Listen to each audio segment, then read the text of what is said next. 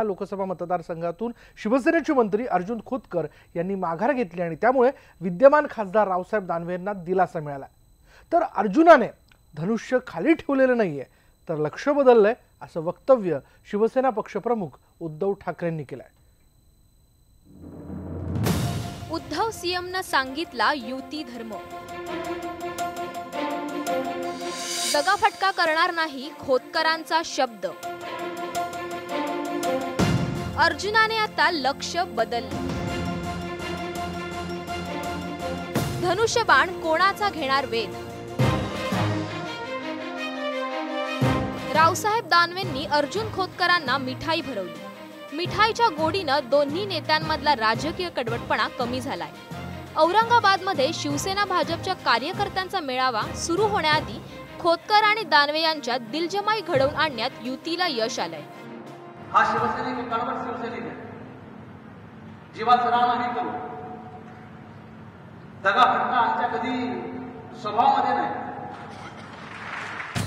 मागील अनेक दिवसांपासून खोतकर दानवे यांच्या शीतयुद्धामुळे जालना लोकसभा मतदारसंघात नेमकं काय होणार याची चर्चा सुरू होती। अर्जुन खोतकर यांनी काँग्रेस नेत्यांचीही भेट घेतली होती, त्यामुळे रावसाहेब दानवेंच्या अडचणी वाढल्या होत्या। मात्र आता त्यांना दिलासा मिळाला। ज्या दिवशी भारतीय जनता पक्ष शिवसेनेची युती झाली त्याच दिवशी मी माझे शस्त्र खाली ठेवलेले आणि वर्षभर महिनाभर तुम्हाला रानमोकळं करून ठेवलं होतं, पण आज आत्मानाही धनुष्य खाली ठेवलं कारण नेत्यांच्या सांगितल्यामुळे दोघांच्या। कृष्णाने धर्म सांगितल्याशिवाय अर्जुन कामाला लागत नाही। जे पूर्वी घडलं तेच आता घडल्याचं मुख्यमंत्री म्हणाले। खोतकर दानवेंची मैत्री फेविकॉल प्रमाणे मजबूत असल्याचंही फडणवीस म्हणाले। जेव्हा जेव्हा अर्जुन हा मैदानात उभा राहतो आणि युद्धाच्या भूमीवर जातो, जोपर्यंत श्रीकृष्ण त्याला धर्म सांगत नाही तोपर्यंत अर्जुन कामाला लागत नाही। अर्जुन खोतकर यांनी त्यांच्या लोकसभा उमेदवारीचा निर्णय हा उद्धव ठाकरेंवर सोपवला होता, त्यामुळे उद्धव ठाकरे काय निर्णय घेणार याकडे युतीचं लक्ष लागलं होतं। आणि रावसाहेब त्यांनी काही धनुष्यबाण खाली ठेवलेलं नाहीये, त्यांना फक्त मी जसं त्या अर्जुनाला पंथाचा डोळा दाखवला गेला होता तसं मी अर्जुनाला देशद्रोही जो आहे त्याचा डोळा दाखवला। खोतकर आणि दानवे यांच्या मनोमिलनाने नेते आनंदी झालेत। मात्र मागील 5 वर्ष रावसाहेब दानवे यांनी शिवसैनिकांना दिलेली वागणूक, खोट्या केसेसमध्ये कार्यकर्त्यांना अडकवण्याचा आरोप, यामुळे निवडणुकीत कार्यकर्ते एक दिल्याने दानवे यांचा प्रचार करतील का हा सवाल निर्माण झाला। सिद्धार्थ गोदाम, न्यूज 18 लोकमत, औरंगाबाद। तर नगर लोकसभा मतदारसंघात विखे घराण्यासाठी पवारांनी भाजपचे आमदार शिवाजीराव कर्डिले यांच्याच सोयऱ्या धायऱ्यांच्या राजकारणाला सुरुंग लावल्याचा चंग बांधलाय। सुजय विखेंच्या विरोधात पवारांनी कर्डिलेंचे व्याही अरुण जगताप यांनाच मैदानात उतरवण्याची रणनीती आखली आहे आणि त्यामुळे नगरची लक्षवेधी लढत आणखीनच रंगतदार ठरणार आहे। नगरच्या राजकारणात पवारांशी दोन हात करण्यासाठी सुजय विखेंनी थेट भाजपचाच पर्याय निवडल्यानंतर खरं तर राष्ट्रवादीची मोठी गोची झाली होती, पण हार मानतील ते पवार कसले। त्यांनीही मग सुलतानी डाव टाकत कर्डिलेंच्याच घरात फोडाफोडीचा चंग बांधलाय। भाजप आमदार कर्डिले आणि विखेंचं साटोलोटं जगजाहीर असलं तरी शहराच्या राजकारणात राष्ट्रवादीचे अरुणकाका जगताप हे कर्डिलेंचे व्याही आहेत। म्हणजेच राष्ट्रवादीचे आमदार संग्राम जगताप हे कर्डिलेंचे जावई आहेत आणि त्यामुळे पवारांनी जगतापांच्या घरात तिकीट दिलं तर कर्डिले मोठे धर्मसंकटात सापडणार आहेत। पक्ष म्हणून सुजयला मदत करायची की व्याही जगतापांना असा यक्ष प्रश्न त्यांच्यासमोर उभा राहणार आहे। या निवडणुकीमध्ये कोण कोणाचं काम करणार, कारण नगर जिल्हा तसा सोधा पक्षाचा म्हणजे सोयऱ्या धाऱ्यांचा पक्ष इथे काम करतो, त्यामुळे पक्षामध्ये तसं त्यांचा फार इंटरेस्ट इथल्या नेत्यांना नसतो। त्यामुळे कोण कोणाचं काम करणार हे आता इकडे पाहणं फार रंजक ठरणार आहे। जसं इकडे बीजेपीचे आमदार आहेत त्यांचे व्याही अरुण जगताप आता मैदानात असतील हे जवळपास निश्चित होत आलंय। आणि मग कर्डिले नेमकं कोणाचं काम करणार, सुजय विखेंसाठी पक्ष म्हणून झटणार की व्याही म्हणून अरुण जगतापांचं काम करणार, असे अनेक लोक अनेक गटतट आहेत। नगर जिल्ह्यात विखे घराणं आणि पवार समर्थकांमध्ये इतके दिवस तसा छुपा संघर्ष सुरूच होता। त्याचाच परिपाक म्हणून भाजपचे दिलीप गांधी विनासायास निवडून यायचे, पण यावेळी हा पवार विखे सामना थेटच रंगणार आहे। आता विखे पवार म्हणजे ही पारंपरिक जी छुपी होती लढत ती आता मला वाटतं पटलावर आलेली आहे आणि पवारांनी ज्या पद्धतीने नगरमध्ये लक्ष घातले आणि विखे ज्या पद्धतीने आक्रमक झाले त्यांच्या विरुद्ध हे बघता येणारी नगरची निवडणूक ही परिणाम करणारी राज्याच्या राजकारणावरही परिणाम करणारी ठरेल आणि याचे समीकरण केवळ लोकसभेपुरते नाही तर विधानसभेच्या या 12 नगर जिल्ह्यातल्या सगळ्या विधानसभा मतदारसंघांवर मोठ्या प्रमाणावर जाणवणार आहे. विखे घराण्यानं ही निवडणूक जिल्हा अस्मितेच्या जोरावर जिंकण्याची रणनीती आखली आहे. तर पवारांनी पुन्हा नगरमधल्या विखे विरोधकांची जुळवाजुळव सुरू केली आहे. वरून जोडीला विखेंना मदत करणारी कर्डिलेंची हक्काची वोट बँकही फोडण्याचा चंग बांधलाय.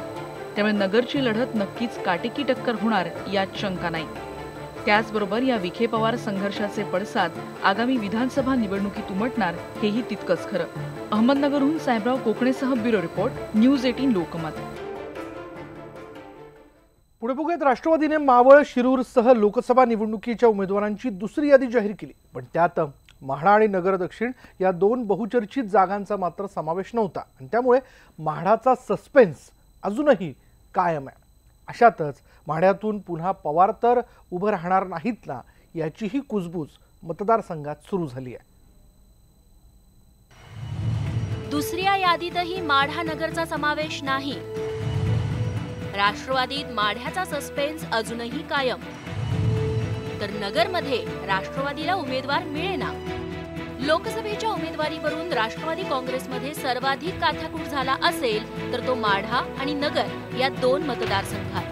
पवारांच्या माघारीनंतरही राष्ट्रवादी माढ्याचा उमेदवार जाहीर करू शकलेली नाही. पवार साहेब त्या ठिकाणी निवडणूक आधी लढवणार होते. त्यांनी त्या ठिकाणी निवडणूक न लढवण्याचा निर्णय घेतल्यानंतर त्या ठिकाणच्या सर्व कार्यकर्त्यांच्याशी सल्लामसलत करून सर्वांना विश्वासात घेऊन निर्णय घेण्याची आमच्या पक्षाची परंपरा आहे, प्रक्रिया आहे. ही प्रक्रिया पूर्ण झाल्यावर तेही नाव घोषित करण्यात येईल. दरम्यान माढ्यातून आता वेगळीच कुजबूज ऐकू येते आणि ती म्हणजे शरद पवार पुन्हा लढणार याची. पण याबद्दल थेट पवारांनाच विचारलं असता त्यांनी हे चिडूनच उत्तर दिलंय. तुम्ही चर्चा करा, तुम्ही चालू ठेवा. नॉमिनेशनच्या दिवसापर्यंत तुमचा कॉलम भरण्याच्यासाठी काही कौशल्य असेल तर तुम्ही द्या आणि नॉमिनेशनचा शेवटचा दिवस कळल्याच्या नंतर जी लीड होते त्यांची क्रेडिबिलिटी लोकांच्या समोर जाईल.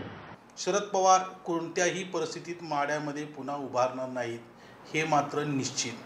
कारण त्यांच्या स्वतःच्या यंत्रणेतून त्यांना जो रिपोर्ट गेला आहे की माढ्यामध्ये त्यांनी उभारणं धोकादायक आहे हे त्यांनी ओळखलेलं आहे बरोबर आणि त्यामुळेच त्यांनी तिथं या ठिकाणी न उभारण्याचा निर्णय घेतला आहे. माढ्यातून मोहिते पाटील पितापुत्र आणि माजी सनदी अधिकारी प्रभाकर देशमुख यांच्यात रस्सीखेच आहे. माढ्यातून रणजित सिंहांना तिकीट मिळावं यासाठी विजयदादा आग्रही आहेत. तर पक्षातून जाणीवपूर्वक प्रभाकर देशमुखांचं नाव पुढे केलं जात आहे. याला प्रत्युत्तर म्हणून रणजित सिंह मोहितेंनी भाजपच्या वाऱ्या सुरू केल्या. याउलट नगरमध्ये राष्ट्रवादी काँग्रेसला सुजय विखेंविरोधात तुल्यबळ उमेदवार मिळेनासा झालाय. तिथं पवारांनी भाजपचे आमदार कर्डिले यांची गोची करण्यासाठी अरुण काका जगताप आणि त्यांचा आमदार पुत्र संग्रामला लढण्यासाठी गळ घातलीये खरी, पण अजूनही राष्ट्रवादी त्यांचं नाव जाहीर करू शकलेली नाही. याचाच अर्थ राष्ट्रवादी काँग्रेसमध्ये सर्वच काही आलबेल आहे असं सध्या तरी चित्र दिसत नाही. पार्थ पवार याचा मावळचा मार्ग आजच्या दुसऱ्या राष्ट्रवादी काँग्रेसच्या लिस्टमध्ये क्लिअर झाला. पण दुसऱ्या बाजूला मात्र म्हाडाचा उमेदवार एनसीपीचा कोण हे स्पष्ट झालं नाही. म्हाडामध्ये एनसीपीमध्ये बंडखोरी होईल की काय यामुळे हे चित्र स्पष्ट नाही आहे. दुसऱ्या बाजूला नगरमध्ये सुजय विखे यांच्या विरोधात उमेदवार कोण याची चाचपणी अद्यापही सुरूच आहे. एकूणच एनसीपीला डोकेदुखी अधिकच आहे. व्हिडिओ जर्नलिस्ट सचिन कुबडेसह सागर कुलकर्णी, न्यूज 18 लोकमत, मुंबई. यानंतर वेळ झाली ब्रेकची आणि ब्रेकनंतर कोकणातल्या मतदारसंघातील आढावा पहा फक्त न्यूज 18 लोकमत.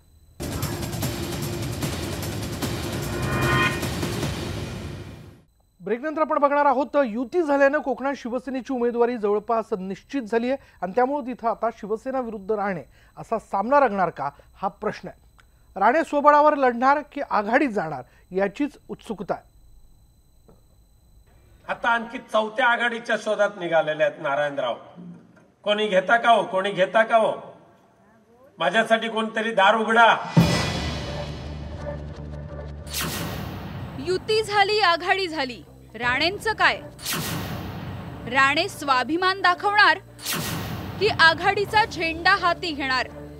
भाजपनं शिवसेनेशी युती केल्याने कोकणात एकटे पडलेले राणे स्वाभिमानचं निशाण फडकवणार की आघाडीचा झेंडा हाती घेणार, ही चर्चा खूपच रंगली. राणेंच्या महाराष्ट्र स्वाभिमान पक्षाला पुन्हा एकदा काँग्रेस राष्ट्रवादीकडून आघाडीचं आव्हान दिलं जाऊ शकतं आणि तसे संकेत राष्ट्रवादीचे माजी प्रदेशाध्यक्ष सुनील तटकरे यांनी दिले आहेत. माझं अलीकडच्या कालावधीमध्ये राणे साहेबांशी बोलणं नाही, एक 10-12 दिवसापूर्वी बोलणं जरूर त्यांचं माझं झालं, पण ते राजकीय विषयावरती नव्हतं. आणि शेवटी निवडणुका घोषित झाल्यानंतर त्यांची माझी काही चर्चा नाही. त्यांचे माझे मैत्रीचे जिव्हाळ्याचे कौटुंबिक संबंध निश्चितपणे आहेत, पण राजकीय चर्चा या क्षणात झाली नाही, होऊ शकते. महाराष्ट्र स्वाभिमान पक्ष स्वबळावर राज्यात लोकसभेच्या 5 जागा लढवणार असल्याचं राणेंनी जाहीर केलंय. पण आघाडीनं अजूनही त्यांच्यासाठी चर्चेची दारं खुलीच ठेवली आहेत. राणे आघाडीत गेल्यास कोकणातील सेना भाजपचे उमेदवार विनायक राऊत यांची डोकेदुखी वाढू शकते. त्यामुळे त्यांनी राणेंवर तोफ दागायला सुरुवात केली आहे. परंतु आम्ही सगळेजण साक्षीदार आहोत.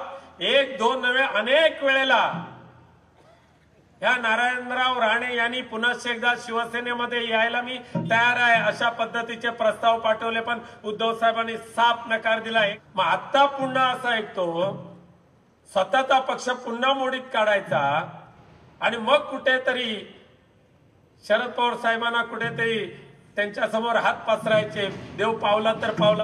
समोर खूपच कमी पर्याय असल्यामुळे राणेही कोंडीत सापडलेत. देशाचे आगामी पंतप्रधान म्हणून नरेंद्र मोदींनाच आपला पाठिंबा राहील असं नारायण राणेंनी याआधीच जाहीर केलेलं आहे. शिवाय नारायण राणे भाजपच्याच पाठिंब्यावर राज्यसभेचे खासदारही आहेत. त्यामुळे आघाडीची ही ऑफर नारायण राणे स्वीकारतील का, हा खरा प्रश्नच आहे. नारायण राणेंच्या स्वाभिमान पक्षाचा झेंडा जरी वज्रमुठीसारखा असला तरी निवडणूक आयोगाने दिलेल्या चिन्हावरच राणेंच्या उमेदवारांना निवडणूक लढवावी लागेल. त्यामुळे नवीन अनोळखी निशाणी मतदारांच्या मनावर बिंबवण्याचं आव्हानही राणेंच्या पक्षासमोर आहे. त्यामुळे स्वाभिमान गुंडाळून राणे आघाडीच्या गोटात सामील होतात का, याचकडे आता सर्वांचं लक्ष लागलंय. खेडहून चंद्रकांत बनकर आणि दिनेश केळुसकर सह bureau report, news 18 Lokmat, Ratnagiri. पुढे पाहूयात. यंदा कोणत्याही परिस्थितीत नाशिक लोकसभा जिंकायचीच असं ठरवून भुजबळांनी प्रचाराचा जोरदार धडाका लावलाय. समीर भुजबळ यांची उमेदवारी जाहीर करून राष्ट्रवादीनं आघाडी घेतली असली तरी जागा राखायचीच याची जोरदार तयारी शिवसेनेनं केली आहे. काँग्रेसचा कितपत फायदा भुजबळ यांना होईल ही शंका असली तरी शिवसेनेच्या उमेदवाराला भाजपनं भक्कम साथ दिली तर युतीचा विजय सोपा मानला जातोय. मात्र फोडाफोडीच्या राजकारणात भुजबळांचा हात कोणीच धरू शकत नाही, हेही विसरून चालणार नाहीये. नाशिक लोकसभेसाठी राष्ट्रवादीनं अपेक्षेप्रमाणे अखेर समीर भुजबळ यांनाच मैदानात उतरवलंय. उमेदवारी जाहीर होताच समीर भुजबळांनी प्रचाराचे झंझावाती दौरे सुरू केलेत. वरून सोबतीला छगन भुजबळांची लोकप्रियता आणि समता परिषदेची यंत्रणाही राष्ट्रवादीच्या दिमतीला आहेच. म्हणून समीर भुजबळांच्या प्रचार दौऱ्यांना बऱ्यापैकी गर्दी जमतेय. शेतकऱ्यांची नाराजीच युतीच्या उमेदवाराला पराभूत करेल असं ते म्हणतायत. असं आहे की खरं म्हणजे ग्रामीण भागातील जी काही जनता आहे ते पहिल्यापासून आदरणीय पवार साहेबांच्या विचाराने चालणारी आणि मानणारं आहे. पण गेल्या 5 वर्षापूर्वी शिवसेना बीजेपीने जे आश्वासन आणि स्वप्न दाखवले त्यामुळे खऱ्या अर्थाने थोडा जो काय वर्ग आहे तो तिकडे वळला गेला होता.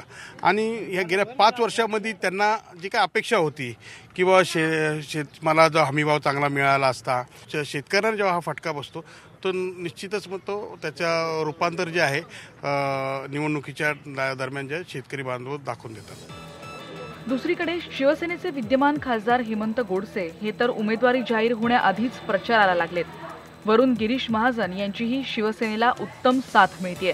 पण युतीतल्या नाराजांची मंथरणी करण्याचं मोठं आव्हान त्यांच्यासमोर असणार आहे. मला असं वाटतं का शेवटी पक्षप्रमुख आदरणीय उद्धव साहेब उमेदवारीबाबतचा निर्णय घेतात, परंतु त्याचबरोबर आपण देखील इच्छुक उमेदवार म्हणून जी काही कामे केली तर ती लोकांपर्यंत, कारण अवधी खूप नंतर कमी मिळतो, एक 15 दिवसाचा, म्हणजे उमेदवारी अर्ज माघारी त्यानंतर 15 दिवसाच्या, आणि त्या कमी काळामध्ये लोकांपर्यंत पोहोचणं शक्य होत नाही.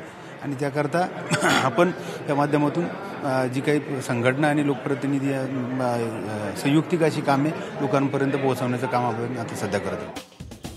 नाशिक लोकसभा मतदारसंघाचा अलीकडचा इतिहास पाहिला तर तिथे शक्यतो विद्यमान खासदाराला पुन्हा संधी मिळत नाही. पण कमकुवत झालेली मनसे आणि सेना भाजप युतीच्या जोरावर हेमंत गोडसे दुसऱ्यांदा खासदार होण्याचा त्यांनी चंग बांधलाय. पण राष्ट्रवादीची मुलूक मैदान तोफ असलेले छगन भुजबळ इतक्या सहजासहजी हार मानणाऱ्यातले अजिबात नाहीत. त्यामुळे नाशिकची लढत रंगतदार होणार हे नक्की. समीर भुजबळ यांचं नाव नाशिक लोकसभेसाठी राष्ट्रवादीनं जाहीर केलंय. शिवसेनेचा उमेदवार मात्र अजून निश्चित नाहीये. विद्यमान खासदार हेमंत गोडसे हेच उमेदवार असणार का जिल्हाप्रमुख विजय करंजकर हेही दावेदारी दाखवत आहे. हे अजूनपर्यंत स्पष्ट जरी झालं नसलं तरी आपल्या राजकीय अस्तित्वासाठी भुजबळांनी ही निवडणूक प्रतिष्ठेची केली आहे.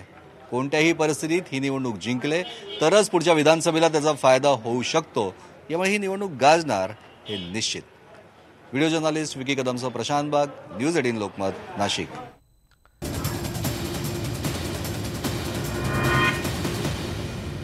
ब्रेकनंतर पाहूया शिवसेनेचा बालेकिल्ला अशी परभणी लोकसभा मतदारसंघाची ओळख आहे आणि दरवेळी या ठिकाणी हिंदुत्वाच्या मुद्द्यावर निवडणूक लढवली आणि जिंकली जाते. रस्ते, पाणी आणि औद्योगिकीकरण हे मुद्दे तर चर्चेतही येत नाहीत. परभणी जिल्हा आजही विकासापासून कोसो दूर आहे. गोदेच्या पात्रातील काळी भोर आणि सुपीक जमीन, गोदावरी, दुधना, करपरा आणि पूर्णा या 4 नद्या, रेल्वे जंक्शन, नॅशनल हायवे हे असूनही जिल्ह्यात मोठे उद्योगधंदे उभे राहिलेले नाहीयेत. कृषी प्रक्रिया उद्योगाचीही वानवाच आहे. रोजगार नसल्यानं युवकांना औरंगाबाद आणि पुण्याची वाट धरावी लागते. मात्र निवडणुकीच्या काळात विकासाचे नव्हे तर धार्मिक मुद्देच ऐरणीवर येत आहेत. वंचित आघाडी मोठ्या प्रमाणावर मते खाण्याची शक्यता आहे, पण आणखीन त्यांनी उमेदवार डिक्लेअर केला नाही. त्याचबरोबर मेघना बोर्डीकर या देखील अपक्ष म्हणून निवडणूक लढणार असल्याचे ठामपणे बोलत आहेत. हे दोन्ही उमेदवार जी मते खातील त्याचा परिणाम सेनेच्या आणि राष्ट्रवादीच्या उमेदवारावर बऱ्याच मोठ्या प्रमाणावर होणार आहे. लोकसभा निवडणुकांसाठी युतीमध्ये हा मतदारसंघ शिवसेनेच्या वाट्याला आलाय, तर आघाडीमध्ये राष्ट्रवादी काँग्रेसनं त्यांचा उमेदवार जाहीर केलाय. शिवसेना आणि राष्ट्रवादी काँग्रेस या दोनही पक्षांची जिल्ह्यात ताकद आहे. वंचित बहुजन आघाडी ही मैदानात उतरल्यानं लढत रंगतदार होणार आहे. वंचित आघाडीचा जो उमेदवार आहे तो उमेदवार अद्यापही निश्चित झाला नाही, परंतु जी काही राजकीय सूत्र आहेत त्या सूत्रांच्या नुसार असं आपल्याला कळतं की वंचित बहुजन आघाडीचा उमेदवार हा मुस्लिम समाजाचा असेल.